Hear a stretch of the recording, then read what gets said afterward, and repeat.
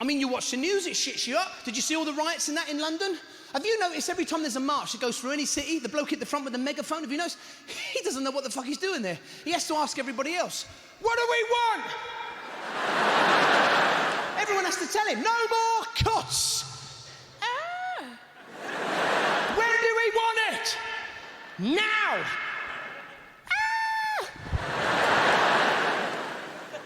You try watching the news. You can't watch the news anymore. It's impossible. They've got the football scores gone across the screen one way, the Dow Jones index gone across the screen the other. You paid £1 million for a giant flat screen TV and they squeezed a newsreader in a 4-inch gap. Going like, here's the news. It's impossible. They try anything to stop us watching the news. They say the next piece contains flash photography. What they're saying is they don't want any epileptics to see what's coming up next. Fucking leave them alone. What if you suffer from that and you're a photographer? It must be a nightmare, you know? Have you taken it yet? Fucking hell, you all right, mate? They try anything to stop us watching the news. They say the next piece contains graphic scenes that some viewers may find disturbing. I don't know about you, but the first thing I reach for is a remote. Shut up, there's something fucking good on for once. And the satellite link, good luck with watching the satellite link on the news. You can't watch it, it's impossible. They keep losing reception. They go, and now over to John in the middle of Libya. Be some bloke in the middle of Libya going, I am in the middle of Libya.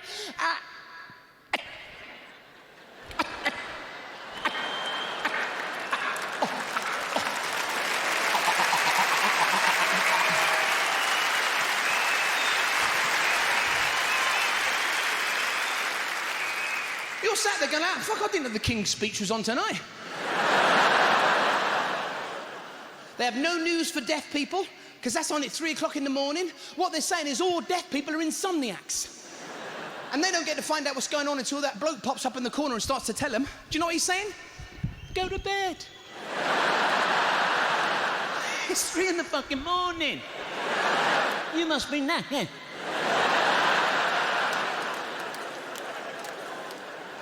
I saw this the other day. I can't believe this is on our TV. Unbelievable. It's like Channel 1 Million. Have you seen this? The Babe Station. What the fuck? There's a woman on a bed with her arse in the air doing that. What the fuck's that? She looks like a stranded walrus on a bed in a pair of pants. And she's on the phone. Who the fuck's she on the phone to? The RSPCA. Help me. I've got something jammed in my arse. Sometimes you'd be sat there and there's 2 women on that bed with their asses in the air. I mean, you can't concentrate. I keep thinking our bathroom needs regrouting.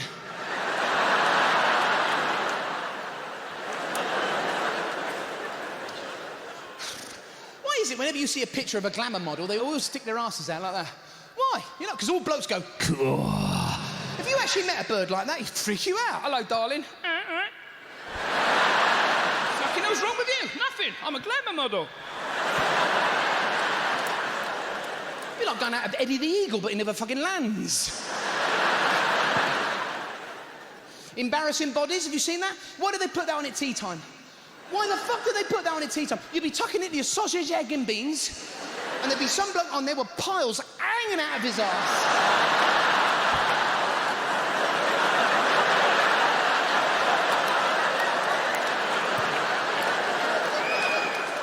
It's called embarrassing bodies. So you think the people on there are embarrassed to talk about what they got. Oh, they fuck.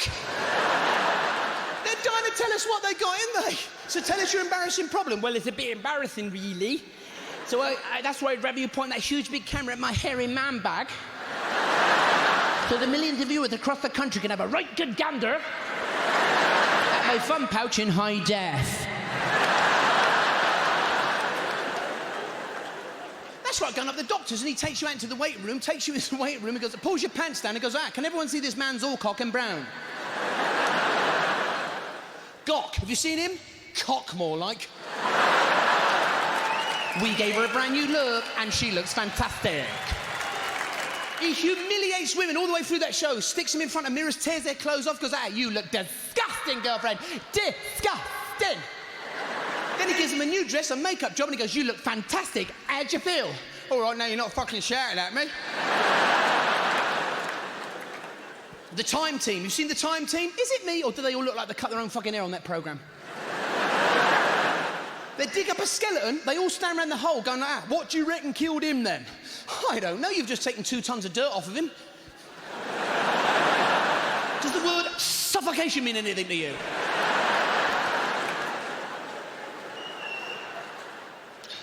Went on that cash in the attic, I took all my beams and insulation, got 50 quid. It's not fucking bad, you know.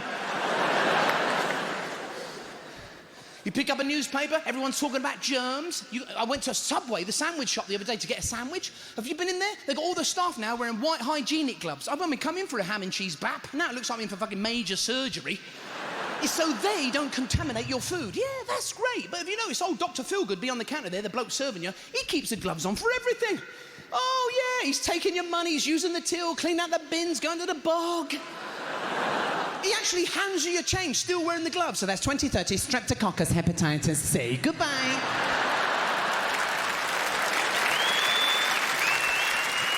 Oh, yeah.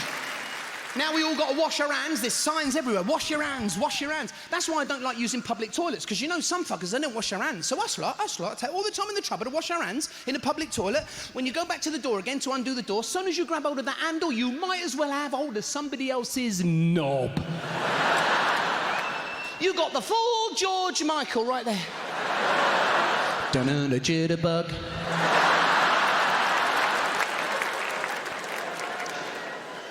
Have you had the flu jab yet? I got mine in Superdrug. You can get it in Superdrug. I'm not joking, because I won't go to the doctor's, not for me flu jab, because he puts you in that waiting room where every fucker's got the flu. And I'll always be sat next to that bloke who turns away to sneeze, but fucking towards me, you know? Ah, cheers, mate. Now I got the flu. Thank you. Why do these people have to sneeze so loud? Have you heard them? You can hear them in the high street from miles away, you know? Fuck, is that your nostril? It's a bodily function. Do you think he does that of other bodily functions, you know? Passes wind. Yay!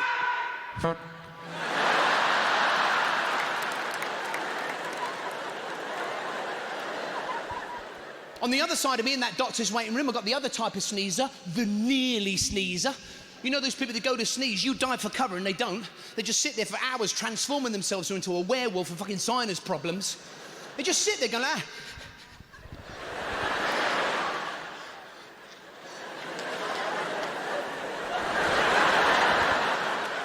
On the other side of the room, there's the rat impersonator. You know those people that sneeze, but they hold it all back, you know? You're on the phone to rent a kill. Got one, big one, fucking massive. In the end, I got me injections in Asda's. Who thought Asda's would be giving us their flu jab? Do you think in the future they'd be taking on more medical procedures that you would normally get on the NHS? One day you'd be in the queue in Asda's, right? Some bloke would be having a heart attack and the cashier would go like, ah, clear! No, we've lost him. Do you have a loyalty card? You've got to look after yourself. You know, I go for all my checkups. I don't like going up the dentist. I hate it in there, because now they make you wear those huge, big plastic glasses. Fuck it, why? When I got the opticians, they don't make you wear a pair of giant joke shop goofy teeth, do they? I've upset our local optician. I've upset him. You know when he asks you to read the war chart and when you go for your eye check, I just, as a laugh, I thought I'd read it all as one word. You know, just to lighten the proceedings. So I sat there and went, you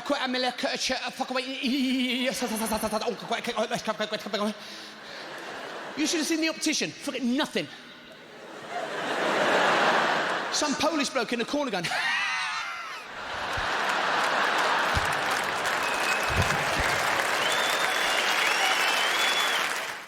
I hate going up the doctors for me checkup. I hate it. He keeps wanting to look up my arse. He's obsessed with looking up there. I think he lost his Rolex and remember the last time he had it. No, I was looking at that monkey boy's ass. He says I've got to go up the hospital for a colonoscopy. I told him where to stick that. He said, that's exactly where it goes. Gives me this special stuff I've got to drink. It's in a sachet. I've got to mix it up myself, clean me insides out before the appointment. Fucking hell, they don't warn you what happens after you drink it. At least Al-Qaeda, before they attacked that Bin Laden, used to send us a video. I was drinking this stuff and the spoon I used to mix it up with started to bend in my hand. I put the glass down, I thought I'll give that a couple of hours to work its magic. 1 second later, there's noises coming out of my backside very similar to a voo-voo fucking Zayla. I'll tell you what it was like. It was like somebody shot Miles Davis during a trumpet solo. It warns you on the packet to stay near a toilet. Why even put that? What it should have said was wear a really good pair of running shoes and some blocks, because I'll tell you something, there ain't nothing gonna fucking stop you now. So, out the way! You're running through your house, you know the kids are coming towards you. Dad! Fuck off! You don't realise! You're running up the stairs, there's the dog. You know, you get to the toilet door. Who the fuck's in there? Your wife's the other side of the door going, fuck you, I was here first. You don't understand. She's gonna blow. Get the fuck. Hey, what the fuck?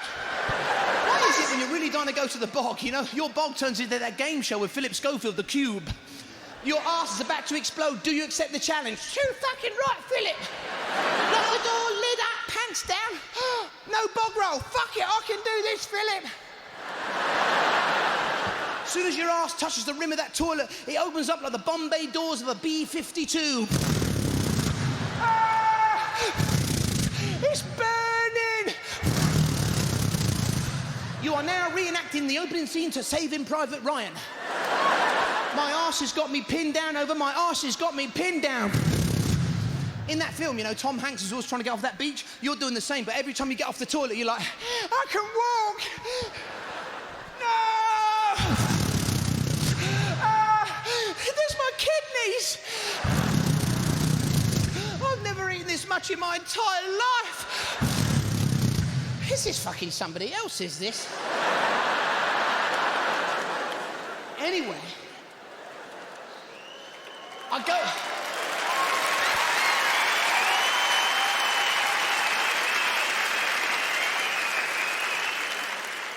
goes up the hospital, that's when the humiliation really starts. I'm sitting in this room, right, in the hospital, the nurse walks in and she goes, hey, is there anybody we can call in case there's an emergency? I went, yeah, fucking ambulance. She makes me wear one of those hospital gowns that gapes open at the back. Now I look like a fucking human wigwam. These Indians had names like Sitting Bull and Fighting Bear. What's mine? Show us your fucking ass. Anyway, I goes through to this room, and there's the doctor with his team. And there's a bloke holding a camera on the end of a tube that's on a roll. It's on a fucking roll! He said, did you know the human colon is 35 feet long? I said, yeah, but you don't have to see it all. I mean, our lounge is only 9 by 10. I ain't fucking seen all that yet. Anyway, he lays me on this bed, and he goes, now, just relax, relax. Well, you stick that on my ass. Oh, yeah, this is what I always do to fucking unwind. He's got this thing in my ass, right? And he's looking at all the monitor screens. Do you know what he looks like? He looks like he's filling up at a BP station.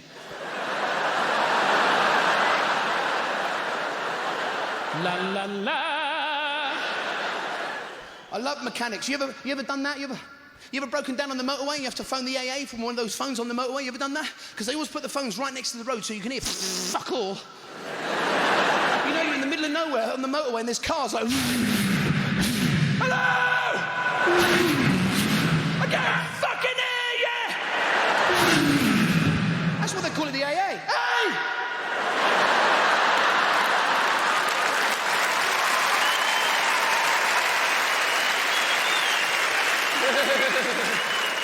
And why is it the woman on the other end of the line, the one who's going to take all your details down, they give her the quietest fucking voice in the world. You can hear her, hello? I can't fucking hear you, love! No need to shout. They always say, don't they, when you've broken down, stay with your vehicle. Where the fuck am I going? I've broken down. You know, I was on my way to Scotland. Fuck it, I'll skip up the M74.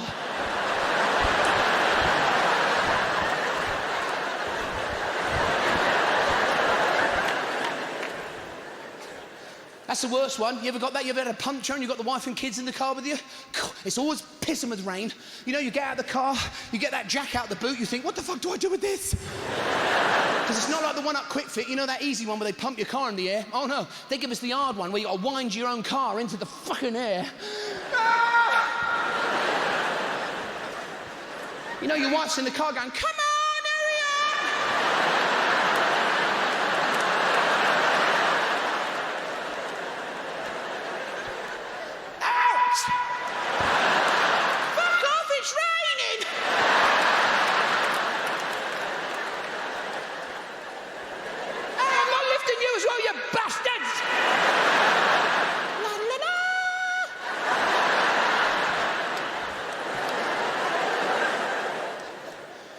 And you can't put them jacks anywhere on these new modern cars, you know. Oh no, they've got specific places you've got to put them. You put them in the wrong place, you go straight for the bottom of the car.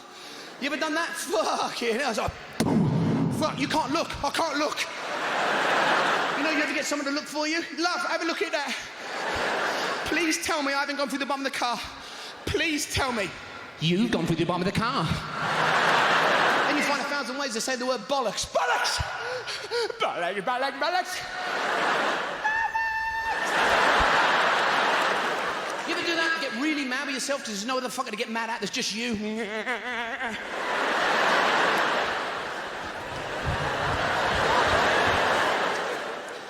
You know, you start searching for things to blame.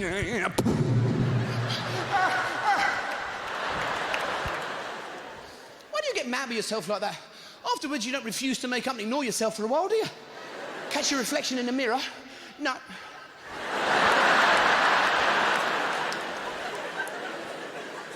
Then you get that big spanner thing out the boot. You know that big spanner thing they give you? It's fucking huge, you know, to undo your car wheel nuts.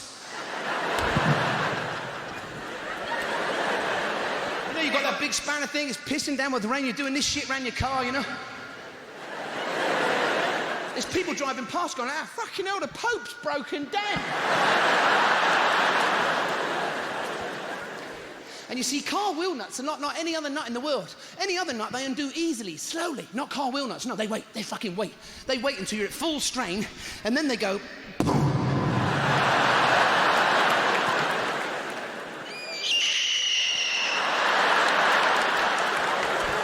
You watch in the car go, what, you lost? Fucking fingers! Have you done it yet? I'll do you in a minute. I mean, you put 2 fingers up, but you ain't got any anymore.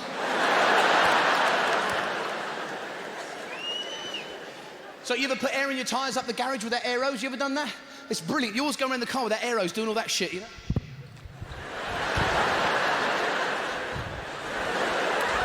Suddenly you're in the fucking rhythmic gymnastics.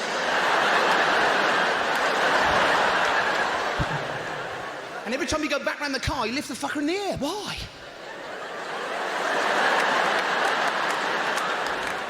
What are you worried about? It's going to fucking pour out. See, those arrows, they're specifically designed that when you're trying to take them off your wheel, all the air you've just put in comes out. Fuck it! Last weekend, me and my missus, we went to IKEA. Have you been in there? I didn't realise when you visit IKEA, there's certain rules you've got to abide by. Like you have to follow that route they've marked out for you on the floor, you know? You know that yellow brick road that leads you deeper and deeper into the world of fucking wood chip?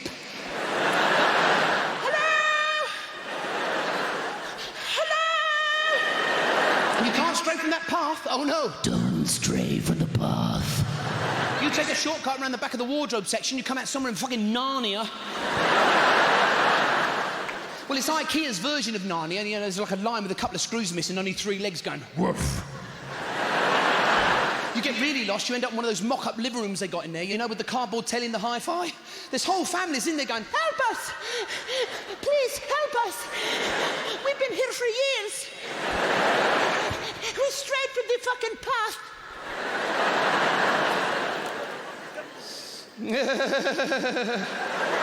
Rule number 2, always decide what you want before you arrive at IKEA, because all their products have Scandinavian names. So you'll end up arguing with your wife in fucking Swedish. You will, you'll be standing in the middle of IKEA fighting over the catalogue going, a-brinty-brinty-boo. Your wife will be standing there going, Hern, this turn is the Vern. You sound like Benny and Frida before fucking ABBA broke up, you know? Fuck you. No, fuck you too. I love the office chairs. I love the office chair section in there. It's brilliant. They've got the beige artificial leather swivel number with the extra high backs. Have you seen that one? Who's that for? Fucking paranoids. Who's that? Who's that? They got that one for bad backs. Have you seen that one for bad backs? You know that one you got a kneel on? That's really good, because do you know what? That really does give you a fucking bad back. Now you're at your desk doing your accounts looking like a fucking giant parrot.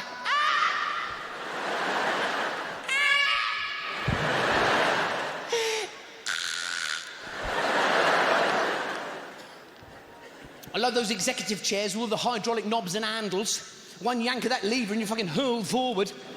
What's that for, in case there's something really quickly you've got to look at? What the fuck's that? Might be important. Nah, stop it.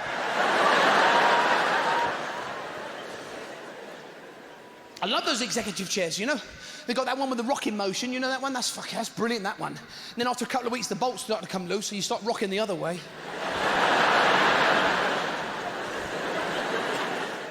As soon as the cashier's got your money and you're through the tills, you're on your own. You ever tried pushing a flat-pack wardrobe out of IKEA on one of their trolleys?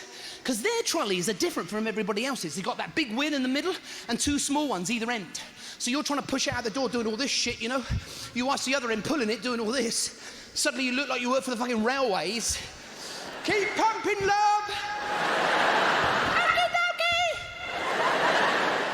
Get that trolley outside, and conveniently, IKEA have put them posts up so you can't take the trolley more than 5 feet outside the door.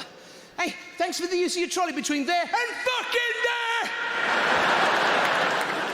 You can see your car in the distance across the car park going like that. I'm over here! You're standing there going, I'm not gonna make it! You know, the trolley's down there going, sorry, I can't fit through the bars. Sorry.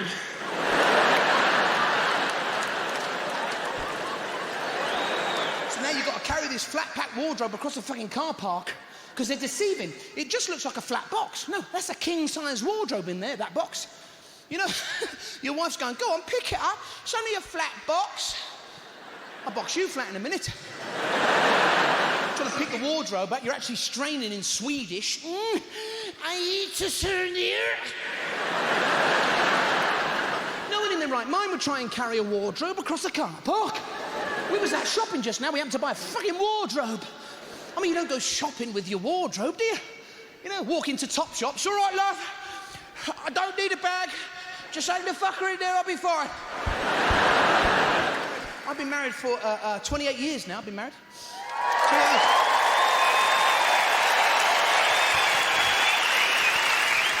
Can't stand the woman. I'll tell you what, she can take a punch. I'm only joking. I can see your faces. Yeah, he fucking looks like one of them. I'm only joking, I loves her. See, I don't like weddings, they make me nervous. I went to a wedding a couple of weeks ago. You know when you're in the church and you're asked to sing hymns? I don't know any fucking hymns. So, no, you're always standing there doing that catch-up shit. You know, you're always standing there going, praise him, praise him. You're always next to that fucker who wants to show off his amateur dramatic skills. He thinks he's on Songs of Praise. He's right next to you going, morning has broken.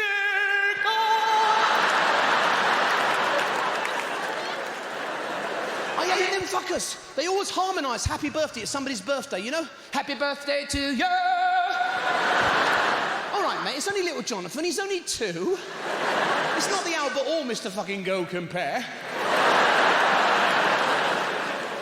I don't like weddings. You know when you go to a wedding, you're all on edge, everyone's nervous, you know? You're going into the reception hall, you start holding the door open for somebody, you start doing all that nervous laughter, you know? After you.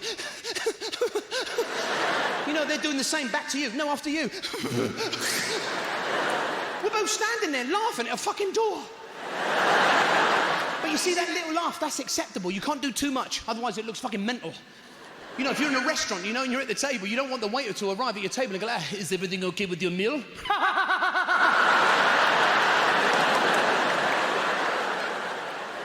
I mean, if you're in hospital waiting for major surgery, you want the surgeon to arrive at your bedside and go, hello, I'll be performing your gallbladder operation today, so nothing to worry about there, all right? That little laugh, that's acceptable. What you don't want is some bloke to arrive at your bedside and go, hello? Your gallbladder's coming out today. And guess who's got the knife? That would shit you up, I think. It's like you can't over-agree with somebody. That looks mental as well. You know, if somebody says, doesn't the bride look lovely? You can't go, yes! Fan-fucking-tastic! Set some legs!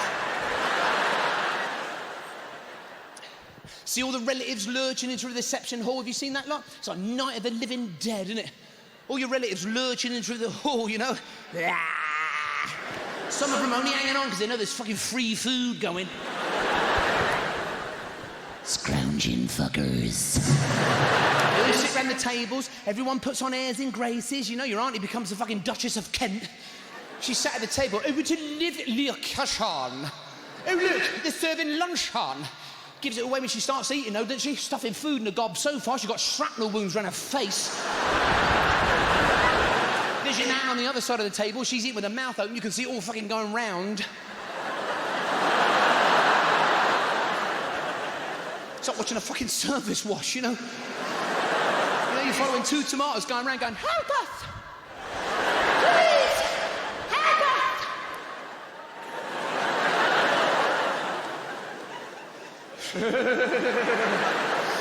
And you know, the bride and groom, halfway through the evening, the bride and groom start wandering around the tables, don't they? What's that? They become like waiters. They arrive at your table and go like, is everything all right? Is everything all right? What do they expect us to say? No, the soup's cold. Take it back to the fucking kitchen. We don't get the widow going around. It'll wake at a funeral, do you? You know, walking around the tables. Are you miserable? Good. Is everybody flocked off? Fantastic. Have you noticed how knackered they are when they get to your table right at the back of the reception hall, the bride and groom? Because every table said the same thing. Oh, this must be the bestest day of your life. It was up until table 30. Now I just want to fucking shoot myself. You always get that wanker on table 40, you know? Virgin white? I don't think so. Thanks, Dad. Then you've got the highlight of the evening, the best man's speech. Oh, everyone loves a best man's speech. And I feel sorry for these best men because they've been practicing for months and months. But they always forget one thing, microphone technique. As soon as they stand up, they fuck it up. As soon as they stand up. Is it working? Can you hear me? Can you hear me? Great. Now, as you know, me and Darren, we've known each other since we were all fucking what?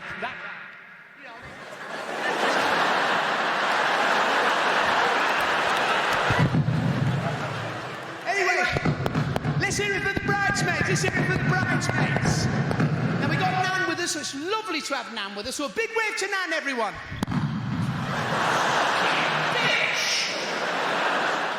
You always get that little toddler, you know, wander out to the dance floor during the speeches, you know, about 18-month-old kid. You'll see him just wander out like, you know, his mum comes out all embarrassed. I'm so sorry. Fuck you! 3 hours later, his dad comes out doing exactly the same thing, pissed out of his head, you know? That same woman comes out, you know, I'm so sorry. Fuck you! Such a relief, isn't it, when the speeches are over and the disco starts, you know? Your nan's up, she's got terrible arthritis, but she looks fucking brilliant during the techno numbers.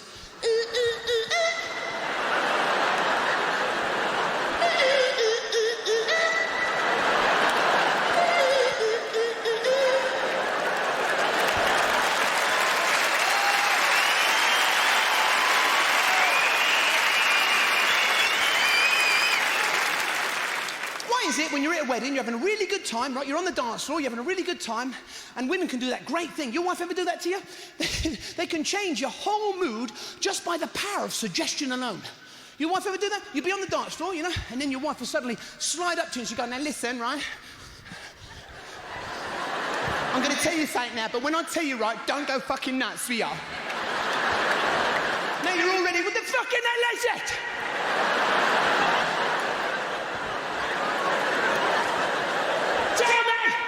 And they make it worse by going, because I know what you're like. I know when I tell you this, you're going to go fucking off on one. You really are. Now you're at full. What the fucking hell is it? And then she goes, see? That's why I can't tell you anything.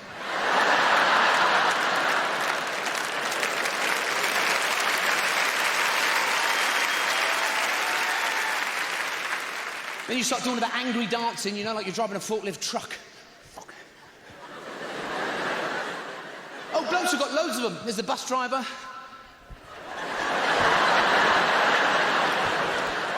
There's the helicopter pilot, you know.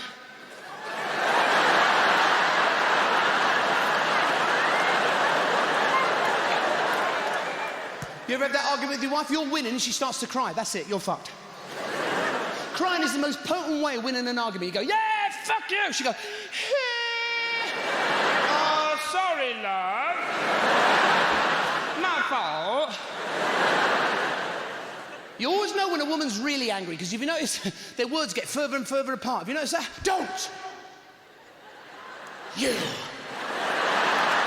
care? She's angry. Mobile phones I don't get. Have you noticed all blokes now, when they text their mates, they're putting kisses at the end? Have you noticed that? Yeah, see you tonight. Kiss, kiss, kiss. What's going on? You wouldn't do that if you met your mate in the street, would you? Yeah, we'll go out tonight, we'll do some alligator wrestling, you know, eat loads of red meat. See you later, Pete. Come back here. You ever get one of those smiley faces at the end of a text? You ever get one of those? Having a really good day today. Or you get one of those sad faces. You ever got one of those? Do you know what I mean? At the end of a text, not having such a good day today. You wouldn't do that to your mate, would you? You all right, Dal? No, not too good, actually. So the other day, I was staying in this hotel, and they had a telephone in the bog, in the toilet. I mean, what call is that urgent you're going to make it from the bog? You know? Hello? Is that Dino Rod? You better come quick, it's got me round the neck. I hate calling my parents. I can't stand calling my parents. I call my mum up for a chat, and do you know what happens? My dad starts speaking in the background. I end up having a conversation through my mum to my dad. After I've had that little conversation, my mum goes, oh, I better put your dad on. She puts me dad on, then my mum starts speaking in the background. I end up having a conversation through my dad to my mum. It's like talking to a spiritualist, but they're still fucking alive, you know. Then my wife will walk in the room and she'll go, oh, tell your mum, now there's a conversation going on through me, via my dad, to me mum. I wouldn't mind, but when they all come around our house, no fucker says a word. Why is it when women get on the phone? Why is it when as soon as women pick up the phone, they start doing all that extra stuff around the house? Have you noticed that?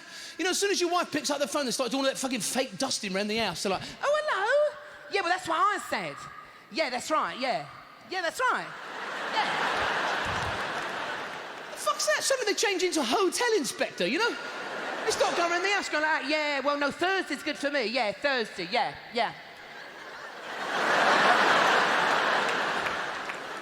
have you noticed when blokes pick up the phone, they start readjusting, don't they? Moving stuff around. Hello, Pete. Nah, not too bad. Nah, I'm just moving things around, you know, readjusting, that sort of thing. Have you noticed when your wife's on the phone, you know, there's a lot of mooing going on, isn't there? When she's on the phone to one of her mates, she's like,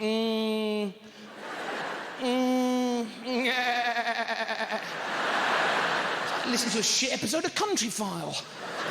So you ever seen one of those dogs on those retractable leads? You ever seen that? They actually think their owners accidentally let them go free. You can see them go, fucking hold on, I've got a bit of room here, hold on. Yeah, I'm free.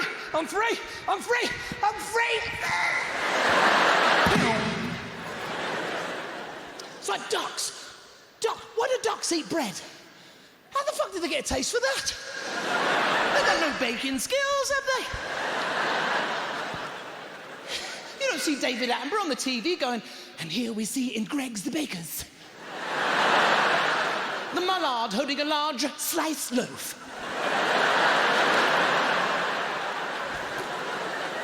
You ever chucked a duck a whole slice? They get all fucked up, they don't know what to do with it. They start pecking out the middle, you know? He's fucking wearing it. Suddenly looks like fucking Shakespeare. What is this I see before me? But granary bread? And why? Why do tiny little birds this size have to sing their little fucking heads off early in the morning? You know, they're up in the trees at 4 in the morning, little bird this size going, I'm singing my tiny little fucking head. And they're always happy, aren't they? I'm so happy. You never hear any miserable birds in the morning, do you? You know, up in the trees doing a couple of Morrissey numbers, you know? Every day is like Sunday. See, that's how birds communicate. They have to sing. They have to sing. To a bird, every day is just one big musical. You know, the birds are in the trees going, I see some worms, yes I do, yes I do. Yes, I see them too, yes I do, yes I do. I'm going to bed now, well shut the fuck up then. It's like pigeons. You never see a pigeon on their own, do you? They're always with a bunch of other pigeons in the middle of town, aren't they? You know? Oh, yeah, they're all fucking hard in a gang.